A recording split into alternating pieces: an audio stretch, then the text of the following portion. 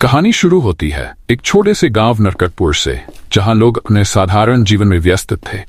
पर इस गांव में एक अजीब सा खौफ फैला हुआ था। लोग एक सरकट्टा खबीस की कहानियां सुनाते थे, जिसका नाम सुनते ही हर व्यक्ति के रोंगटे खड़े हो जाते थे। कहते हैं कि वह खबीस एक ऐसा प्रेत था जो सिर के बिना गांव में रात के अंधेरे में घूमता था। रात को अक्सर लोगों को किसी के तेज कदमों की आवाज सुनाई देती। कई बार लोग अपने मवेशियों को गायब पाते और उनकी हड्डियां गांव के बाहर पड़ी मिलती। गांव के बड़े बुजुर्ग बताते थे कि यह सरकट्टा खबीस की ही करतूत थी। गांव में दो युवा लड़के थे, वीरू और चंदन। दोनों हमेशा से इन कहानियों पर शक करते थे और मानते थे कि यह सब सिर्फ अंधविश्वास है। एक दिन उन्होंने ठान लिया कि वे सरकट्टा खबीस के रहस्य को उजागर करेंगे। उन्होंने गांव के बुजुर्गों से पूछताछ की और जंगल के अंदर जाने का फैसला किया, जहां इस खबीस को देखने की बात होती थी। वीरू ने कहा, अगर ये खबीस सच में है तो हमें उसका सामना करना चाहिए। हम ये पता लगाकर रहेंगे कि आखिर इस डर का कारण क्या है। चंदन ने सहमति में सिर हिलाया और कहा, हाँ, अगर ये सच है तो हम गांव वालों को इससे निजात दिलाएंगे। अगले दिन रात के समय वीरू और चंदन ने हिम्मत जुटाई और गांव से बाहर जंगल की ओर चल पड़े। रास्ते में अंधेरा घना होता जा रहा था और हर दिशा से अजीब अजीब आवाजें आ रही थीं, पर उन्होंने अपने डर पर काबू पाया और आगे बढ़ते रहे। रास्ते में अचानक तेज हवा चली और उन्होंने देखा कि एक परछाई उनके सामने से गुजरी। वीरू ने अपने कंधे पर हाथ रखकर चंदन से कहा, क्या तुमने भी वह देखा? चंदन ने सिर हिलाते हुए कहा, हमें सतर्क रहना चाहिए, ये जगह सुरक्षित नहीं लग रही। कुछ दूर आगे बढ़ते ही उन्हें एक पुराना पीपल का पेड़ दिखाई दिया, जिसके नीचे कुछ अजीब सा पड़ा था। जब वे करीब गए तो उन्होंने देखा कि वह एक अधमरा जानवर था, जिसकी हड्डियां बाहर निकली हुई थीं। तभी अचानक उनके सामने एक सिरविहीन आकृति प्रकट हुई। उसका सिर नहीं था, लेकिन उसकी चाल में अजीब सी ताकत थी। वीरू और चंदन डर के मारे कांपने लगे।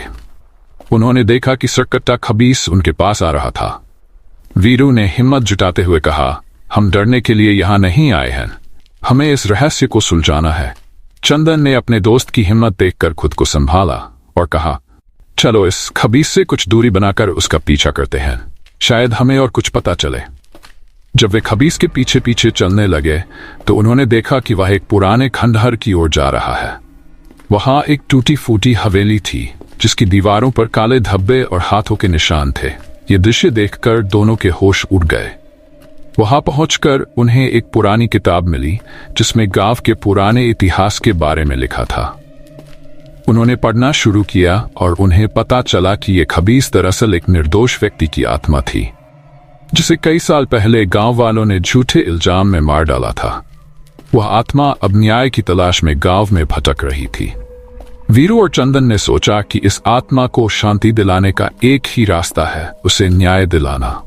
उन्होंने गांव लौटकर गांव के मुखिया से इस खबीस की पूरी कहानी बताई और गांव वालों को उसकी सच्चाई समझाई।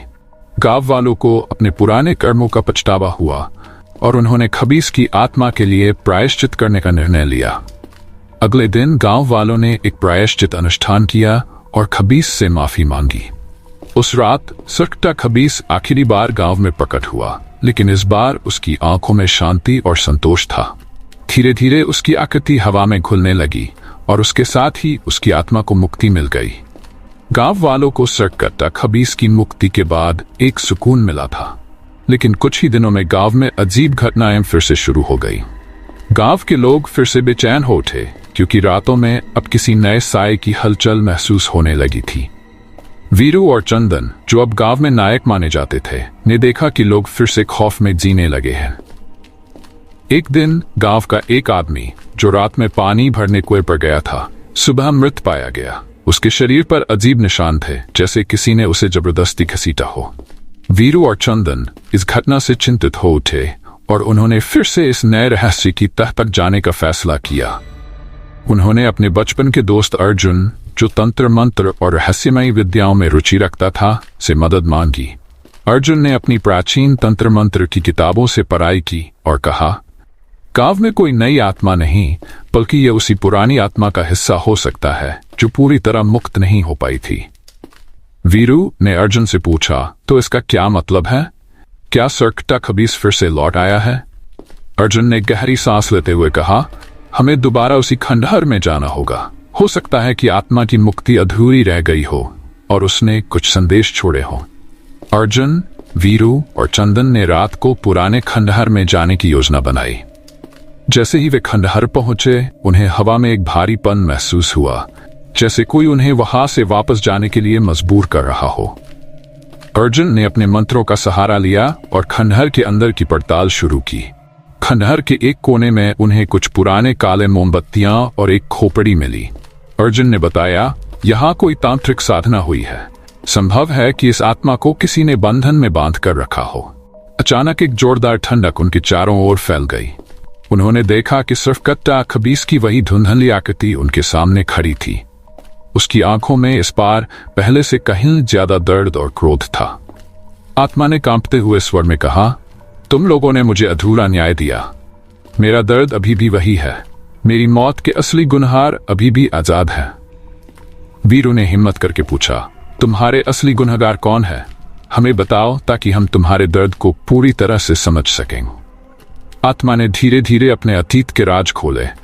उसने बताया कि कैसे उसकी मौत को एक साधारण दुर्घटना की तरह दर्शाया गया था, लेकिन असल में कुछ ताकतवर लोग उसके खिलाफ थे और उन्होंने उसे मार डाला था।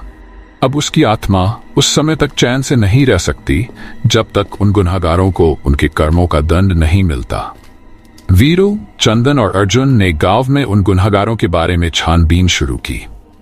कुछ दिन बाद उन्हें पता चला कि गांव के 3 लोग जो अब भी यश और सम्मान में थे, उस आत्मा की हत्या के लिए जिम्मेदार थे। वो लोग गांव की प्रतिष्ठित हस्तियां थीं और उनके खिलाफ कोई भी कुछ कहने की हिम्मत नहीं कर पा रहा था। वीरू ने अर्जुन से कहा, हमें इन्हें न्याय के कटघरे में लाना होगा। अर्जुन ने जवाब दिया, लेकिन हमें सावधानी से काम करना होगा। ये लोग बहुत ताकतवर हैं और वे हमें नुकसान पहुंचाने में संकोच नहीं करेंगे। वीरू और उसके दोस्तों ने गांव वालों के सामने इन लोगों के अपराधों की सच्चाई उजागर की। उन गुनहगारों ने शुरू में इन बातों का विरोध किया, लेकिन आत्मा का आतंक इतना बढ़ गया था कि आखिरकार उन्होंने अपने अपराधों को स्वीकार किया। गांव के बुजुर्गों ने मिलकर उनका सार्वजनिक बहिष्कार किया और उन्हें गांव छोड़ने पर मजबूर कर दिया। उनके जाने के बाद आत्मा की बेचैनी धीरे धीरे कम हो गई और गांव में फिर से शांति लौट आई। आखिरकार एक पूर्णिमा की रात आत्मा फिर से प्रकट हुई, लेकिन इस बार उसकी आंखों में दर्द की जगह एक सुकून था। उसने वीरू, चंदन और अर्जुन को आशीर्वाद देते हुए कहा, तुमने मेरे साथ न्याय किया। अब मैं इस बंधन से मुक्त होकर अपने अगले जीवन की ओर जा रही हूं। जैसे ही आत्मा ने यह कहा, वह एक उजाले में विलीन हो गई। गांव के लोग वीरू और उसके दोस्तों को सम्मान की दृष्टि से देखने लगे, जिन्होंने सर्कटा खबीस का आतंक हमेशा के लिए समाप्त कर दिया। इस घटना के बाद गांव में अंधविश्वास और खौफ की जगह साहस और न्याय की भावना ने ले ली।